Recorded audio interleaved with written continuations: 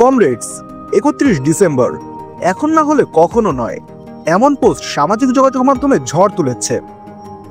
আজ শনিবার সামাজিক যোগাযোগ মাধ্যমে প্রায় একই ধরনের পোস্ট দিয়েছে যুব ও ক্রীড়া উপদেষ্টা আসিফ মাহমুদ, বৈষম্য বিরোধী ছাত্র আন্দোলনের আহ্বায়ক হাসনাত আব্দুল্লাহ, সমন্বয়ক রিফাত রাশিদ সহ আরো অনেকেই।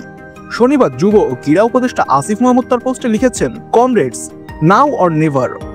বৈষম্য বিরোধী ছাত্র আন্দোলনের আহ্বায়ক হাসনাত আব্দুল্লাহ লিখেছেন, comrades, 31 December, now or never. জাতীয় নাগরিক কমিটির মুখ্য সমন্বয়ক সার্জিস আলম লিখেছেন, 31 ডিসেম্বর, শহীদ মিনার সকাল 3টা, এখনই সময় বাংলাদেশের জন্য। সমন্বয়ক রিফাত রাশিদ লিখেছেন, all eyes on 31 December, now or never. এদিকে বৈষম্য বিরোধী ছাত্র আন্দোলনের অফিসিয়াল ফেসবুক পেজে লেখা হয়েছে, 31 ডিসেম্বর 2024, বিপ্লবীরা প্রস্তুত তো? আর জাতীয় নাগরিক কমিটির আহ্বায়ক নাসির উদ্দিন পাটোয়ারি তার ফেসবুক পোস্টে লিখেছেন, all eyes on Shaheed Minar, 31 December, সময় বিকাল 3টা। 31 ডিসেম্বর আসলে কি ঘটতে যাচ্ছে, কিসের ইঙ্গিত দিলেন সরকারের উপদেষ্টা ও ছাত্রনেতারা?